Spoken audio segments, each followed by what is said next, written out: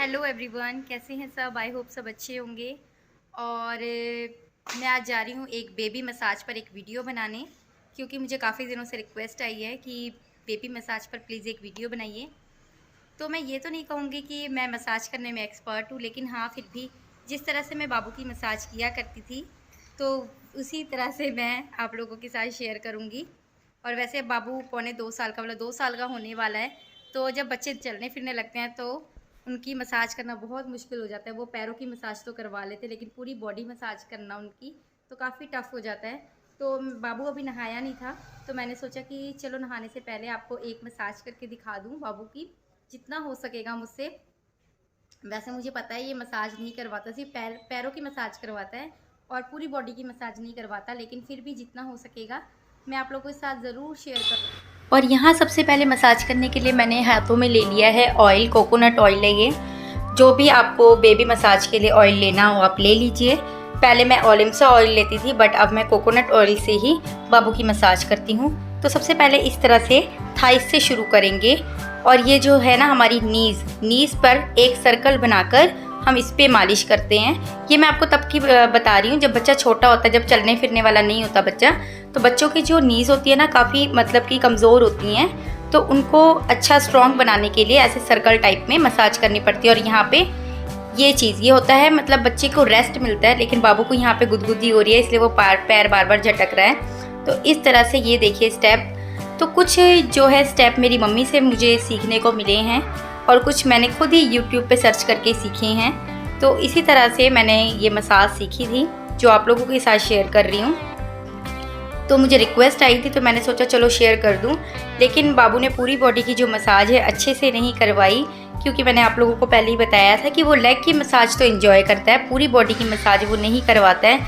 क्योंकि क्या होता है ना, जब बच्चे चलने फिरने लगते हैं तो बच्चों को एक जगह बिठाना, एक जगह टिका के रखना बहुत मुश्किल हो जाता है। तो बस रिक्वेस्ट आई थी तो मैं आप लोगों के साथ शेयर कर रही हूँ, क्योंकि मेरे जो भी सब्सक्राइबर हैं, मैं किसी को उनको ये ना लगता कि मैं उनको इग्नोर कर रही हूँ, इसलिए मैंने ये वीडियो अपलोड किया।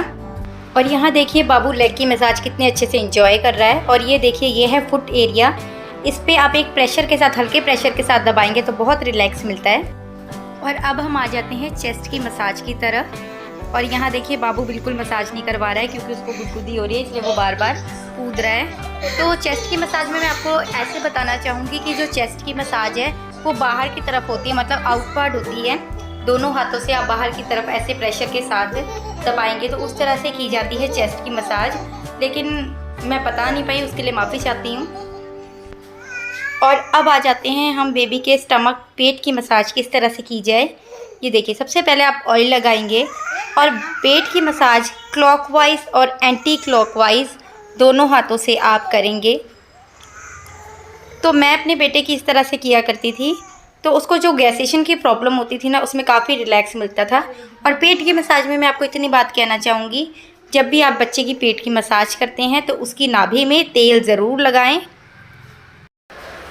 और अब कर लेते हैं बच्चों की आर्म की मसाज।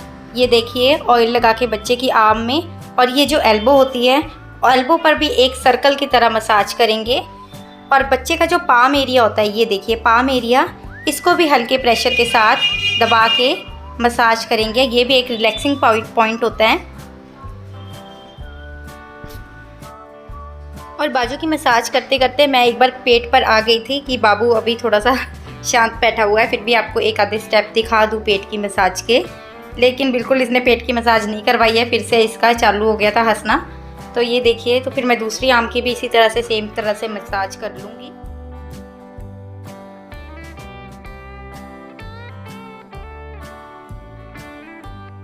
मसाज की तरफ आ जाते हैं। फेस मसाज में सबसे पहले की जाती है हेड मसाज, ये देखिए।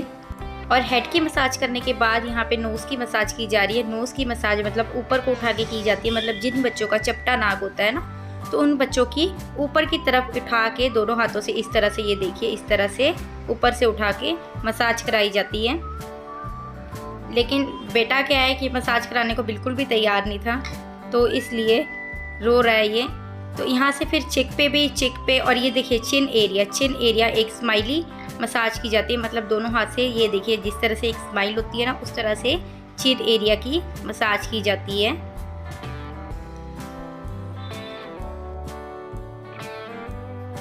और अब हम कर लेते हैं बच्चे के कानों की मसाज। कानों की मसाज में मेरा एक पर्सनल एक्सपीरियंस है, मैं आपको बताना चाहूँगी। जब बाबू का बर्थ हुआ था तो बाबू का कान इस तरह से चिपका हुआ था, जैसे मैंने आपको दिखाया। तो ये इस तरह से चिपका हुआ था, ये देखिए ऐसा चिपका हुआ था। तो बाबू की मसाज करके तो ये कान सही शेप में आ पाया है। तो आप लोग भी बच्चे की मसाज ज़रूर करें। तो अब आ जाते हैं हेड मसाज। हेड मसाज सबसे आते हैं हम हेड की मसाज पर। हेड की मसाज न्यूबॉर्न बेबी के लिए बहुत ज़रूरी होती है, बहुत ज़्यादा ज़रूरी होती है। क्यों ज़रूरी होती है? नंबर 1, बच्चे के सिर पर होती है क्रैडल कैप। क्रैडल कैप मतलब बच्चे जब न्यूबॉर्न होते हैं तो उनके सिर पर एक बैल सी जमी होती है, आप लोगों ने देखा होगा, तो उसको क्रैडल कैप कहते हैं। तो ये चीज़ें मैंने YouTube से ही मतलब सर्च की थी, क्योंकि मेरे बेटे की भी थी। तो मुझे बताने वाला तो कोई था नहीं घर पे कि ये चीज़ क्या होती है, क्यों होती है। तो मैं ये सोचती थी पता नहीं मेरे बेटे को ही ऐसा कि सबको ऐसा होता है। तो मैंने ये चीज़ें YouTube से ही सीखी हैं। तो मुझे पता चला था कि वो होती है क्रैडल कैप, जो कि न्यूबॉर्न बेबी के सिर पे होती है और थोड़े टाइम तक वो रहती है। और जितना आप मसाज करोगे, जितना आप उसके सिर पे ऑयल लगाओगे, तो वो उस आराम आराम से वो छूटती जाती है। ठीक है, तो वो होती है क्रैडल कैप। तो नंबर 1, क्रैडल कैप को रिमूव करने के लिए हमें ऑयलिंग करना ज़रूरी है। नंबर 2, बच्चे के सिर पर यहाँ पर होता है तालुआ। बच्चे के सिर पर होता है तालुआ, तो उस पे कहते हैं, जो हमारे बड़े बुजुर्ग हैं वो कहते हैं कि उसको ऑयल लगाकर ही भरा जाता है। जितना आप उसमें ऑयल भरोगे, ठोकोगे, तो वो उतना तालुआ भरता है, मतलब उभरता है। मतलब जब बच्चा पैदा होता है तो वो तालुआ नीचे गड्ढा होता है, एक गड्ढा सा होता है। कभी भी आप बच्चे के देखना, वो गड्ढा होता है। तो जितना आप उसकी मसाज करोगे, हेड मसाज करोगे, ऑयलिंग करोगे, तो वो गड्ढा भर जाता है, ऊपर को हो जाता है। तो इसलिए हेड मसाज की जाती है। और तीसरा नंबर है बच्चे का सिर गोल रखने के लिए। जब बच्चे बर्थ लेते हैं तो क्या होता है, बच्चे का सिर शेप में नहीं होता। कई बच्चों का सिर शेप में नहीं होता, कई बच्चों का सिर चपटा होता है, कई बच्चों का सिर लंबा होता है। तो उस चीज़ को भी शेप में लाने के लिए, बच्चे का सिर गोल रखने के लिए भी मसाज करनी बहुत ज़रूरी होती है। और एक तो आप ये कर सकते हो मसाज, और एक सेकंड चीज़ है मस्टर्ड सीड पिलो। जब बच्चा सोता है तो उसके लिए आप एक मस्टर्ड सीड पिलो बना लीजिए। जो सरसों के दाने होते हैं उसको भर के जो है पिलो बना लीजिए। और अब कर लेते हैं बच्चे की बैक मसाज। बैक मसाज मेरा बाबू बचपन से ही बहुत इंजॉय करता है और अब तक भी इंजॉय करता ही है। तो ये देखिए, पूरी बैक पे ऑयल लगाकर इस तरह से हम उसकी मालिश करते हैं।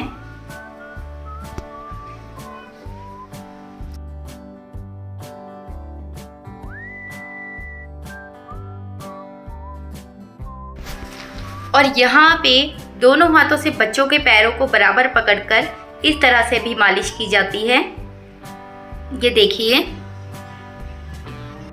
और बच्चे का सिर गोल करने के लिए ये देखिए, इस तरह से राउंड शेप में मसाज की जाती है। इससे बच्चे का सिर गोल होता है। और अब मैं कर रही हूँ बाबू की थोड़ी सी एक्सरसाइज भी। तो इस वीडियो को यहीं पर एंड कर देती हूँ। और आज मैं आप लोगों को नहीं कहूँगी कि वीडियो को लाइक कर दीजिएगा, जो आपको समझ में आए वो कीजिएगा, क्योंकि मुझे पता है जो मैं दिखाना चाहती थी वो मैं आप लोगों को ठीक से दिखा नहीं पाई हूँ। अगर मैं आपकी रिक्वेस्ट पर खरी नहीं उतरी हूँ तो मुझे माफ़ कर दीजिएगा, क्योंकि देखिए ये चीज़ें मेरे हाथ में नहीं थी तो मैं नहीं कर पाई। तो मैं इस वीडियो को यहीं पर एंड कर देती हूँ। तो मिलते हैं नेक्स्ट वीडियो में, तब तक के लिए बाय, टेक केयर।